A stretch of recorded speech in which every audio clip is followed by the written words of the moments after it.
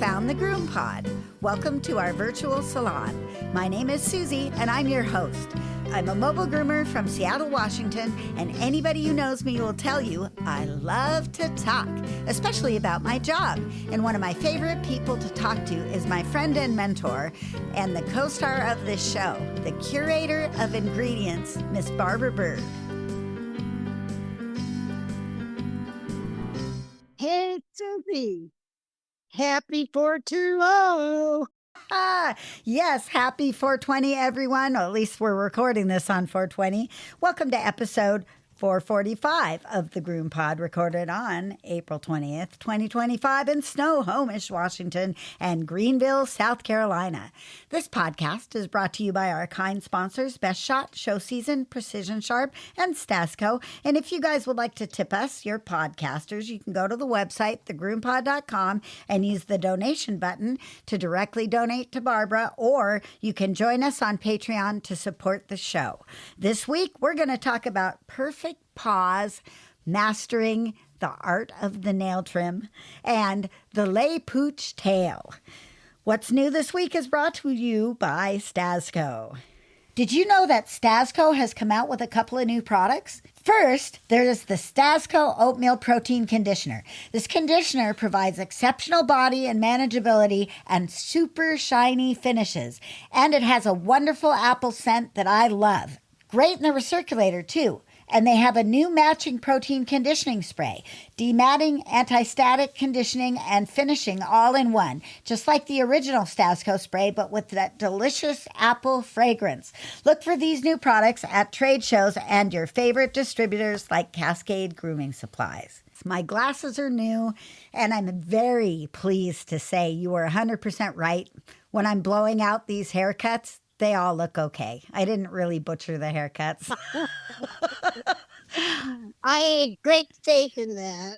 Yeah, they look very attractive, Susie. Good choices. And these are my fancy computer glasses, which actually are working really well. A little bit better than the other glasses. I can still read the stuff on my tablet.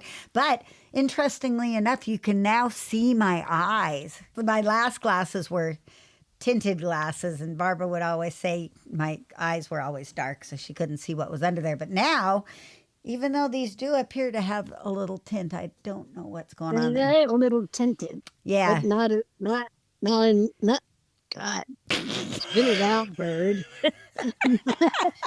I've been trying to mess around with the website. They give you a certain amount of templates that you can choose to use as your format. So I've been trying on some of the other templates. I haven't found anything I'm really in love with. I like to get our logo to be a little bit smaller because it takes up the entire gigantic first half of the page. And I think it would be better to have it a little bit smaller. I want it to look updated, but most importantly, more blog posts are appearing on the website daily. Well, not daily, but weekly. More blog posts are coming. We put another one up about DM hydantoin. Hydantoin. Oh, I did say it right. Hydantoin. Ooh, I get a star for that. Gee whiz. You did better than you thought. I'm going to give myself a ding. Just because I was pretty impressed. So I have been working through all of my dogs getting put to sleep. Now I'm rearranging my schedule a little bit. Here's a nice story, though. The people who were in assisted living, where I wandered around all afternoon one time trying to find them because they had moved, and another time where they can't answer the phone because they were having all kinds of problems making the ringer work on their phones. Well, eventually now both of them have passed away. The husband passed away. He was in dementia memory care. And he passed. Does that mean I should be worried about phone dysfunction might lead to death? No. You know what I heard? That people are 40% less likely to end up with dementia if they are over 70 and use their devices. So I think you're in good shape. All right. Yeah. So anyway, we lost both of them. And then the dog went to the daughter. But I don't think the daughter ever wanted the dog. And the dog is older as well. And I contacted the daughter, and they gave the dog to another family, husband and wife, where the husband has dementia and the wife is taking care of him at home. And so Lily just went from taking care of her first dementia patient, which was her original dad, to taking care of the new dementia patient, where she sits on his lap all day long and guards him, and it's perfect. And I went over there and groomed the dog, and she's just fitting in really nicely there. I love stories like that, where the dog can continue her purpose of taking care of her people at the new house. So that was the only thing that happened that was really kind of monumental. I thought it was very nice, though. I like them. They have a cool house. She's a gardener. I can't add enough gardeners. That was a happy ending to that story. I'll get to continue with the dog until she's gone, and I added some nice people to my clientele. So anything new with you? Well, yes, there is. You've been working on your stuff. I've been preparing for the webinar, and it's just been a really fun journey, and I'm enjoying it. Getting deep into the froth, you might say. Oh, that's going to be fun. Barbara's going to talk about trends and issues in the grooming industry. And Chris Pearson is going to give us some really cool recipes we can use in our own shop, augment the grooming process in the way that she does. And then the two of them are going to talk and ask questions, and you guys can talk to them. I'm working on getting the website store set up. And as soon as that comes live, you guys will be able to buy in and attend this webinar that's happening with Barbara and Chris Pearson. So that's that. Okay. Heaven forbid, before the ship sinks, let's take a break. And we're going to hear from our sponsors, and then we'll be back with our first appointment, which is Perfect Paws. Show season has a great enzymatic cleaner called Kennel Fresh. And you dilute it with warm water, and it smells good, and then it evaporates to be a deodorant. As the Kennel Fresh dries, it's enzymatic, it eats the bacteria and the odor source. So it's really good stuff. You can use it indoors or out. Find it at your local distributors or showseasongrooming.com.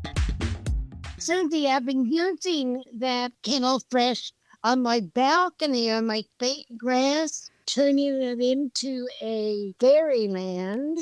And it doesn't really go well with urine odor. So I thought, I know what you need to do.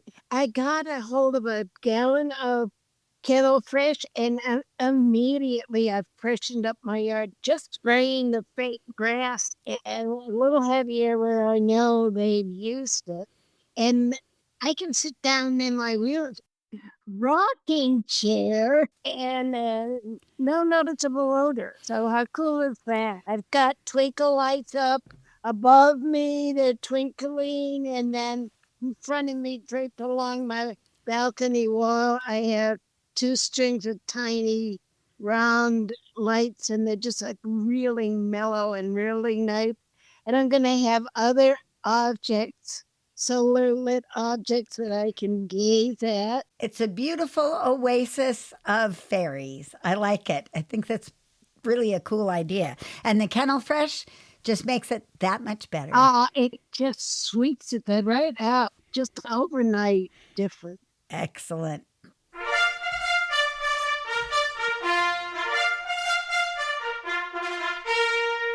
Ready, groomers? Here comes our first appointment. I think oftentimes the nail trim is actually what gets people to groom their dogs. They don't seem to mind the big tangles behind their ears or the goobers in their eyes, but when those nails get long, they are coming to the groomer, and I'm grateful for that. Even more than the haircut, they're focused on the nail trim sometimes. I think they secretly think they can cut the hair themselves, but nobody wants to cut the nails themselves except for the very bravest of your clients. And I remember when I started learning to groom, I was petrified to do nails. Oh, me too. It was the hardest thing for me to take on. I was afraid of getting bit because it seems like one of the more obvious places where the dogs can get you. It's when you're working up there underneath their head on their nails and you're doing something that they're not particularly a fan of. Although I do know some dogs that don't mind at all, but other dogs really dislike the whole nail trim thing. The worst thing that can happen as a mobile groomer is you do one of those medieval bloodlettings, and then you send the dog back into a white carpet and it knocks the clot off, and then there's blood everywhere, and you're paying for carpet cleaning and upholstery cleaning, and the people are panicked because they're pretty sure the dog is going to bleed out right there on the spot. There's ways to avoid this, and we're going to talk a little about anatomy, tools and techniques, and the impact of the nail trim. Obviously, you know there's a vein in there. And when you start trimming nails, it's pretty plain to see that it's painful if you get it, which I think is weird because your nail is just like this collagen stuff. Oh, but it's painful if it goes down beyond the protected area. I mean, yeah. It hurts. It's not pleasant. And the pets react if you get too close. Sometimes when you Dremel, it's a really good way to tell because you're Dremeling away and you're taking off all the end of the nail, and then all of a sudden the dog jerks back because you've gotten too close. Or maybe you've just hit it right across the end, and actually I've made a dog bleed with Dremeling occasionally. Not all that often, but it happens. So the cool thing about that vein is it's kind of a guide for clipping, because when you start clipping a long nail, you may not see any of that center part at all. There's kind of a shell that goes around the vein, and you can clip back until you start to see a little solid dot in the center. Of course, light-colored nails are easier. I used to do all the light-colored nails first and then tackle those few dark-colored nails that were on the dog. One of the things I learned early was that the nails usually in the younger dogs wear evenly. So you can kind of tell where to go on the next nail if you don't screw up the first nail. So I use that a little bit as a guide. That and looking for the dot. And there's lots of good videos if you want to kill a few hours watching people who don't know how to trim nails tell you how to trim nails, and then watching the few that do actually know how to trim nails really well teaching you. I think that the angle you cut the nail makes a big difference. What do you think? Well, I think it does too, yeah.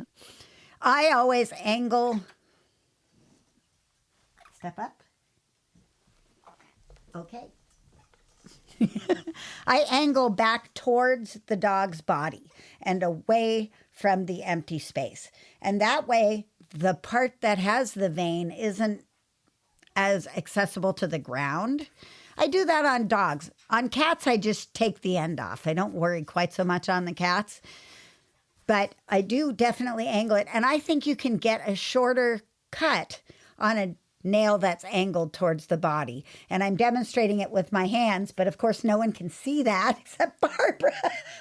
So now I'm just waving my hands in front. Yeah, I can see it. It's important to me. Good, yes. And believe me, it is massively important to the dog. It's important to the dog because long nails cause problems.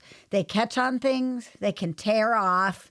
They can cause the bones in the toes to get pushed up in an uncomfortable way, and they can even permanently change the structure of the feet if the nails don't get attended to. Like I've got a dog right now, they only groom it every 3 months, and now the toes are turning sideways and the foot is splayed and the dog has painful feet. And luckily, it's a very small dog, but it still hurts to walk on those kind of splayed out feet. So I go by there in between grooming now and cut the nails, but that's never going to correct the misshapen toes now because he's an older dog now.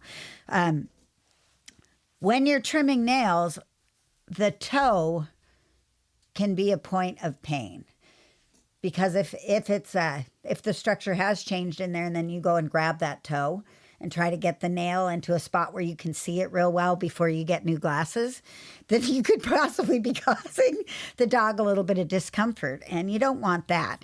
Not to mention arthritis will set in too.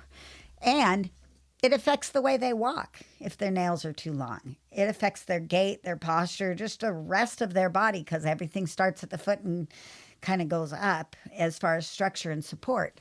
So if your feet aren't good, says the girl with really bad feet to the other girl with really bad feet. Yeah, you definitely want to take care of that because it just becomes painful. And for us, we're living, hopefully 85, 90 years with it. But the dogs, they have their lifespan too, and they age at a faster rate. So when they're 10 or 12 years old, those changes could be taking place. And you got to keep that in mind. Marco has very close to the toe dew claw, just really tightly in there. And so when it gets the least bit too long, it starts irritating his skin and he will go lame. Now, he won't be lame if you throw the ball. And he won't be lame on his way back to get another toss. But in between, you get distracted. He'll walk around and hop into his crate and lay there. And of course, when that happens, he doesn't want me to look at his foot. He doesn't want it to hurt, but he doesn't want me to realize that I've got a problem there and do something to his precious fucking foot. He doesn't realize that he is not putting weight on it, not walking on it, is going to draw my attention to it faster than anything else. And maybe he knows, he just waits until he can't stand it anymore. Big thing is that if a dog has a bad experience with the nail trim, it can affect the rest of your nail trims. And we groom the dogs every month or every 2 months or somewhere in between. That is a lot. It's a deal breaker. It is a deal breaker. It's a definite deal breaker. Fucking with his feet is a deal breaker. I think some breeds more than others because how long the quick grows. Like, for instance, English bulldogs. Most of the English bulldogs I've seen are just basically a nail with an open quick at the end because there's just nothing that grows there. Yeah. Yeah, so be aware of that. Know which dogs by nature have long quicks. And the whole controversy, or maybe it's not a controversy, maybe it's only controversial to me, about cutting the nails every week or every 2 weeks or every 3 weeks to get the quick to recede. Those dogs, the quick never goes anywhere. Never, I know. My mom's beagle never did that quick recede, which is a bummer. I am a big proponent of using 3 points of connection. And because I err towards having it rather than not having it, I've never been bit. Not once. I got bit by a cat in a veterinary procedure where I was holding the cat when I very first started out. But I have not gotten a solid bite ever, knock on wood. And I credit the lip system on my table that from Hanvee, which I can attach all kinds of restraint methods and in combination with the groomer's helper so that I can use whatever restraint I need, because the truth is, as we talked before, it hurts if you quick them. And even though you don't really want to turn around and bite the person who's doing your pedicure, if it hurts, you might have a reaction and turn your head and accidentally get the person who's taking care of your feet. So as a result, I always use a groomer's helper loop with a fixed ring, and I attach the head up front to the post in front of me so that if I do miss and the dog tries to get me by accident or by reaction, I'm set up for success for that dog. I don't want that dog to have a bite, and I don't want to be bitten. This is my solution to that. I use that front connection when I'm doing nails, being very conscious of how I bring the dog's foot back, how I'm holding the toe so that I'm not twisting or torquing anything in a wrong direction, and listening to what the dog says. So what's your favorite tool for nail trims? Well, I have gone for years with a Miller's Forge scissor type nail clipper. Do you use the big one or the little one, or both? Probably the smaller one. I do too. I used to keep a large one on hand, but for the really big dogs, but by and large, I'd use that Miller's Forge for 85, 90% of my dogs. I always clipped, and then if the dog, was cool about it, I would trim them after I clipped. But that was my way. I use also the pliers type nail clippers. And I think my big ones are Miller's Forge, the orange ones. My little ones are Artero. And I really like his small size ones. I have to bend the little nail guard out of my way, though. I hate that frickin' thing. I bend it right away, and then it doesn't bother me. But I find that size nail clipper pretty much does almost all the dogs. I do keep the big one on hand. And I always try to Dremel first because I like Dremeling. I think it's better for the old folks and their thin skin. In the long run, I prefer to do it because I also do less of those medieval bloodlettings when I'm Dremeling the dogs. So I try to teach them from when they're young. But some dogs just hate that grrr of the Dremel. I know sometimes the sound of a Dremel is a deal breaker before you even get to the fucking with my feet part. It's true. So I like one with a variable speed so I can start slow. Here's another thing I found when we went to Atlanta. Yeah, I think it was Atlanta. I bought one of the diamond Dremel bits from GEM, from those guys. I've tried some other Dremel bits that were diamond and I hated them. I love this particular one because the shaft of it covers the shaft of the Dremel like a condom so that no hair can get in there ever. And because the grit is so perfect and stays on, you can use a very low speed. And I don't need that crazy nail cap cover thing that I've been using for so many years. The bad thing is I'm now getting a little dust in the air from the nails, and I know that's not good. So I miss the cap for that. But this particular diamond Dremel bit is really fantastic. And I suggest that if you're not using one of those and you're still using sandpaper, get with it. Get a new one. It's expensive. It's worth it. I also like a battery-powered Dremel because I want to be able to stop it. Right. Yeah. And not catch my hair in it because I do got a big lofty ponytail out the back and I turn my head, I can get that caught in there. But not with this particular diamond Dremel bit because you can't get to the shaft. It's really quite cool. It's called the Dymagroove. That's the name of it. Oh. Don't skimp on the Dremel. The Chinese Dremels are not all great. There's one at Walmart that's pretty good, but I go with an actual Dremel, battery powered. It's heavy, but I'm not holding it for very long, so I just deal with the fact that it's heavy because I know it consistently works. You mean a Dremel brand, a Dremel? Is that what you're saying? Yes, I use a Dremel brand Dremel, not a knockoff Dremel. Not a Chinese, much cheaper Dremel. I bought the expensive one. The bummer is they do wear out, and I have many little plastic cases filled with every other bit in there that I never use because every time you buy one, it comes with all that shit. I know. You don't feel like it's right to throw away a brand new component. It's true. I mean, the cutting and the polishing and all the buffering and the engraving and all that. I've got like 10 different sets of those over the last 30 years now. It's been a lot. Okay, not quite 30 years, but it seems like. Anyway, is there anything else we should mention about? How about nail caps? I use nail caps on a few cats. And I know Dana Chavez Ray uses nail caps on lots of the cats. I've not used them on dogs very often, with the exception of dogs that slip and slide in their house as they age because they didn't get their nails done early and now they got funny feet. Sometimes the nail caps will give them a little grip. Well, that's an interesting thought. I never had success with the nail caps. I just couldn't get my great shock cat, Zorro. Couldn't get them. They would be disappeared the next day. Oh, pull them right off? I wouldn't see him doing that. He waited until I closed shop, and then he really just got rid of them.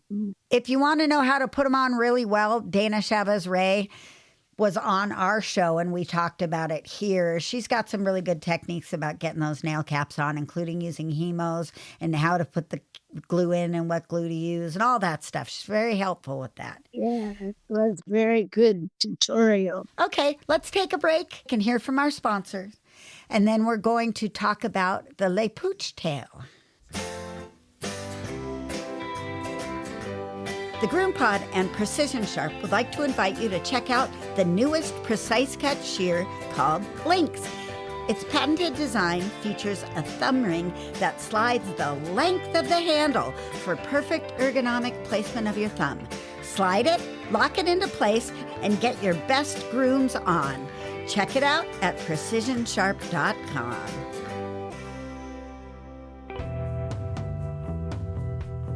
Groomers, take your seats. It's time for B-Bird's Classroom. All right, Barbara, we started this story last week.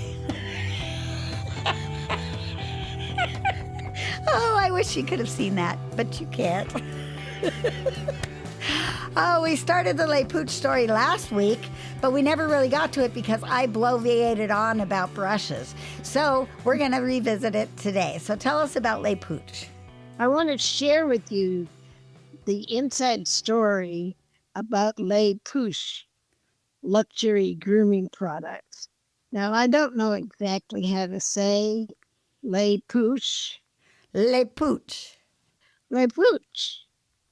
There's an inside story about Les Pooches luxury grooming products that I've worked up to share with you because I'm one of the kind of rare people that were grooming at the time of the peak of Les Pooches when it was the top of the top shelf grooming item. Everybody was dying to use a bottle of their Christmas shampoos. Susie, I think you're one of the ones that just can't wait to get your hands on the Les Pooches Christmas time. That's me. The cologne is only $80 a bottle. Les Pooches sat on the top of the top shelf in the grooming industry for quite a while and did just a bang up performance job of it because their visionary founder had a very helpful background in perfumery. He knew his fragrances and he recognized, kind of by accident, that dog shampoos were not really great fragrances. They were kind of single note fragrances. This is like back in the 70s and the 80s. The Fresh and Clean. Yeah, Fresh and Clean. Fresh and Clean was the first fragrance featured shampoo where the fragrance was the whole deal about the shampoo.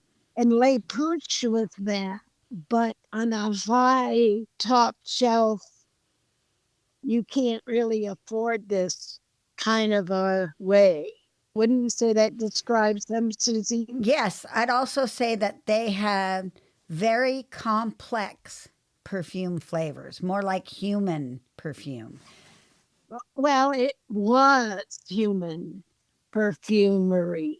It's not like there's any real difference between perfumes and human perfumes, except human perfumes are even more complex, more multifaceted, more tiny little this and tiny little that.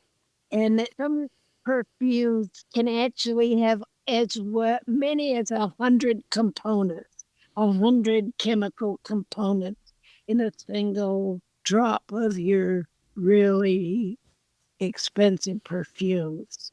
No end to how complicated it can get.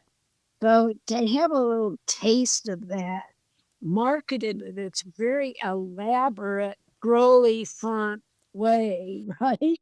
And the packaging. The packaging, everything was over the top. It wasn't utilitarian. It was luxury stuff, like tissue paper in the packaging kind of thing.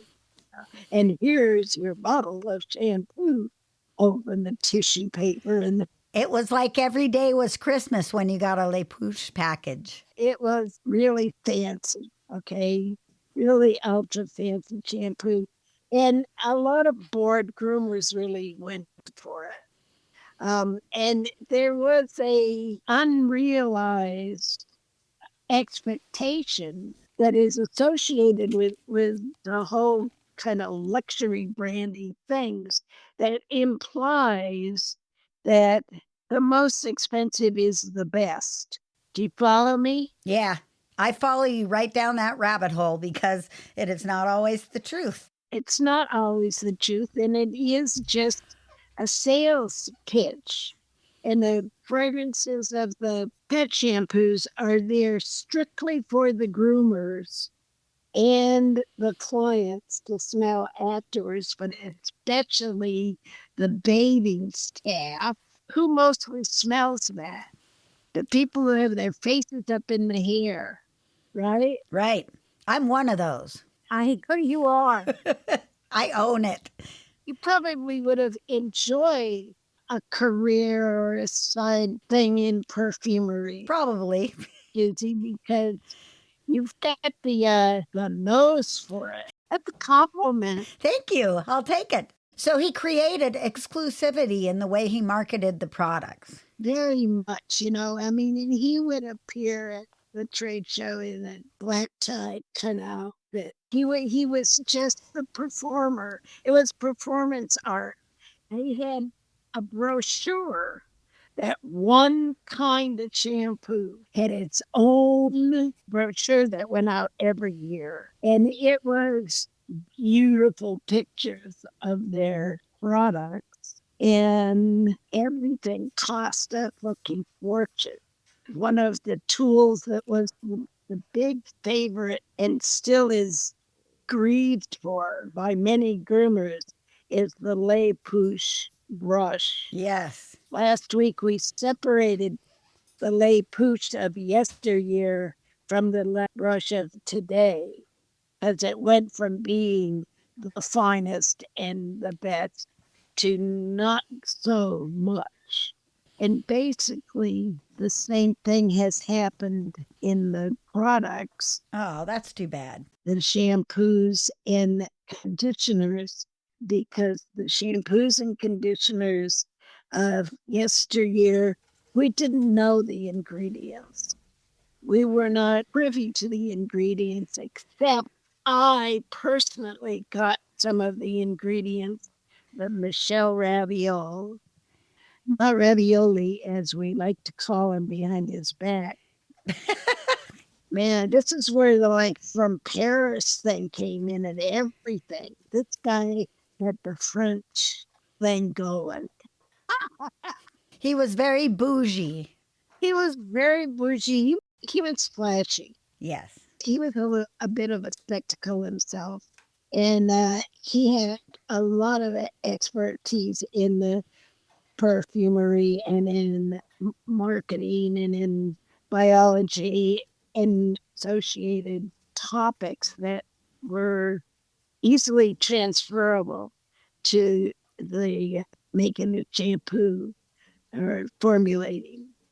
So it was easy for him to create his shampoos and all of his products. So each one of them, he put it together, what he would like in a conditioner, what he would like in a clarifying shampoo. He put it all together, what he would like. And those products were really good quality and just barely affordable. Just barely. I mean, they were really indulgent more than anything, you know. Sometimes it's good for groomers to just indulge themselves in products. We work so hard, and it's not always a luxury job. That's true. No way. I know what you mean, Jelly Bean. It's like hard, behind the scenes, dirty, hairy job that we love.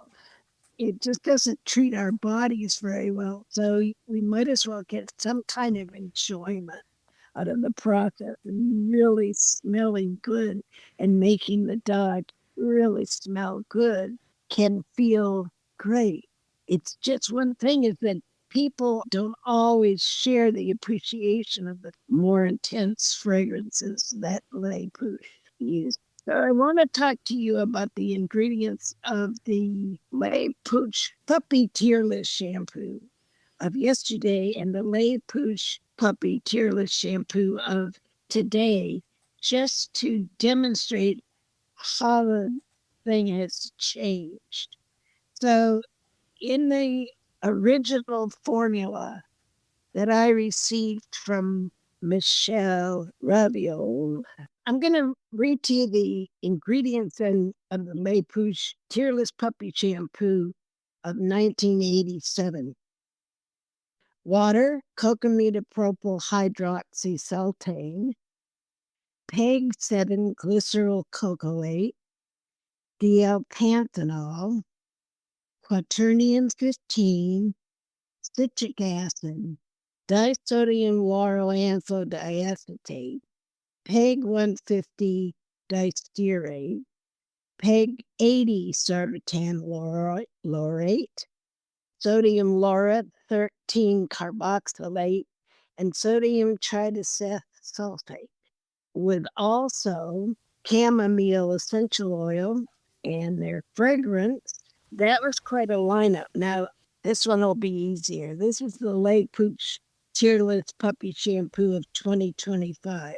Water, sodium coca sulfate, lauryl glucoside, coca betaine, potassium sorbate, fragrance, sea salt, citric acid, aloe vera, chamomile extract, and provitamin B5, aka panthenol.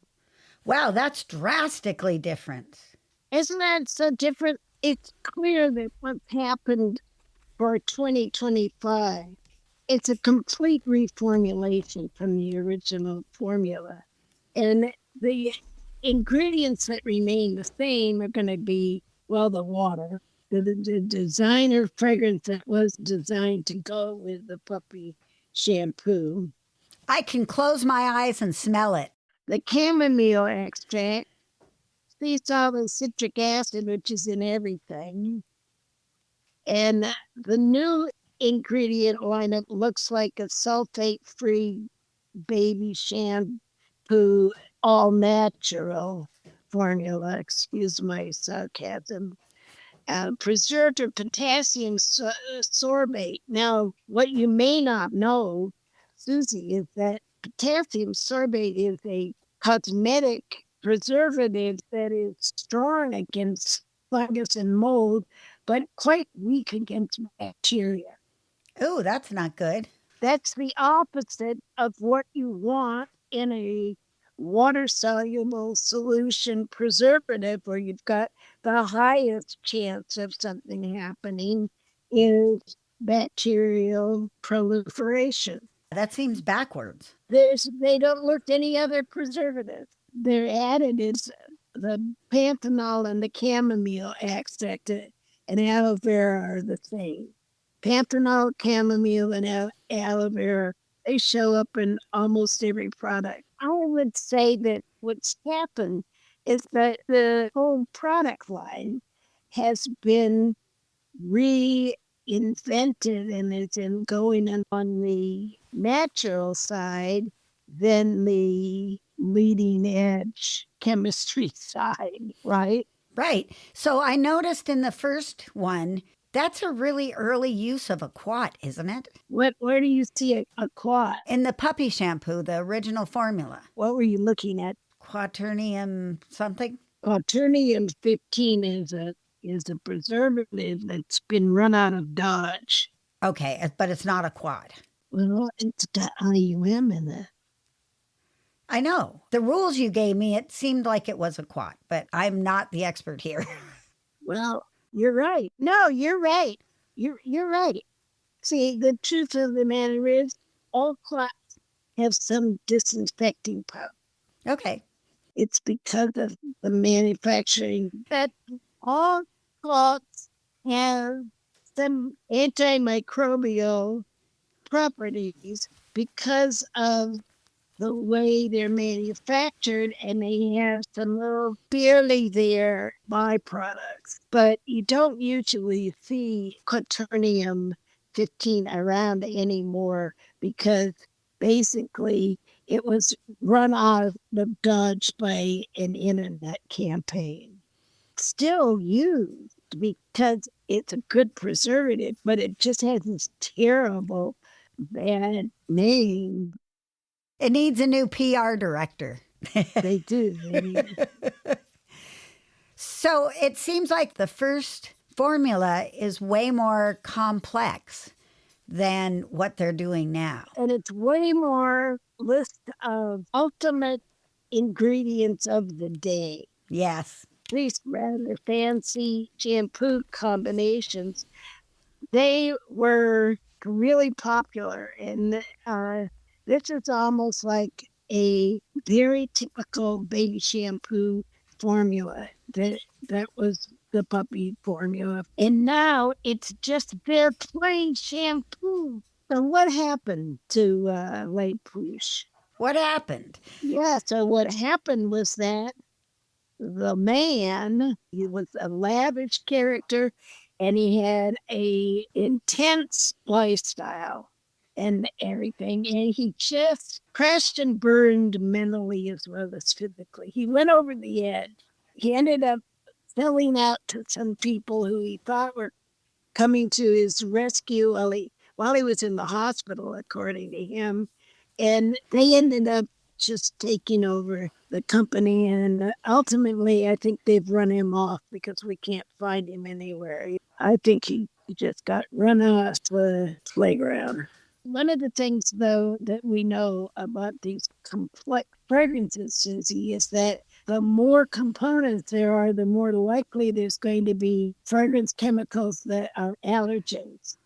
And it's been shown, proven, established recently in the last 5 years that those little allergen components don't stay in their own lane as they work their way into your system. Ah. They don't stay in their own lane, but they add up. And so the presence of 20 of them in a fragrance is a lot more than any 1%. It adds up. And it adds up to more likelihood of a sensitivity reaction or an irritation, maybe even. So there's a less of a demand of the highly fragranced. Yeah, you gotta realize that if it smells like really strong for several days, there's a lot of fragrance going in there. You know, I get it. I get it. how do they make it stronger? They use more. They use more, and then they have to preserve more. I don't even believe Les Pooch to have in the bottle what they say is in the bottle because it's so. Uh, Here it is. Les Pooch Puppy Shampoo 2025. Water, sodium cocoa sulfate, lauryl glucoside, cocoa betaine. Now, what I know about sodium cocoa sulfate and also cocoa betaine is that it's in a more simplified approach to making the ingredient, less synthesis of chemicals, but it's more likely to irritate the skin and eyes. They're harsher. So sodium cocoa sulfate is actually a little bit harsher than sodium lauryl sulfate. Really? And cocoa betaine is more likely to cause eye irritation than cocamidopropylbutane. Well, that's what you want in your puppy shampoo, then, isn't it? Not. Unformed puppy skin. Come on. Yeah, that's just the wrong way to go. This is just a list of what natural addicted people see as a good thing. Oh. It's just, it could be a shampoo, yeah.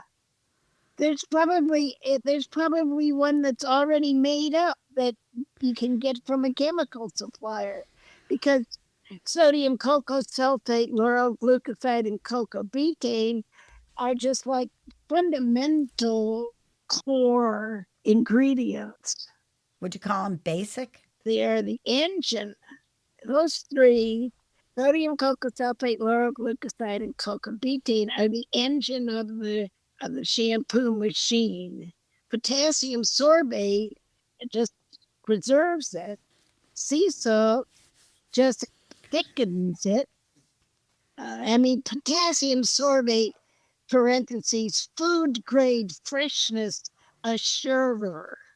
Oh, my. Freshness assurer. Not a preservative, but a freshness assurer. That shouldn't even be a word, assurer. I know, it's hard to say. Citric acid derived from citrus fruit. Well, do you know, you probably can't find a single gallon of shampoo that's got citric acid that's derived from citrus fruit. Citric acid this day is made in the lab because they can assure its purity. Fruit is going to vary crop to crop, continent to continent, garden to garden. It's not going to be the same, but laboratory made, formed, chemically based stuff is the same every single time you measure it the same. So, to summarize, Les Pooches was an innovative luxury brand at the beginning, but somewhere along the line it has changed hands and it is not the same animal anymore. Amen. Amen. Okay, cool. All right. Well, this was an interesting show, behind the scenes especially. You guys will never know. Anyway, we're happy to spend our time with you guys. I'm especially happy to spend my time with Barbara. Look forward to the webinar. Stay tuned about more information on that. And happy grooming, everyone. See you next time on the GroomPod. Oh, and remember how much I love you. Couldn't be here without you. Really. See you next time. See you next time. Bye-bye, everyone.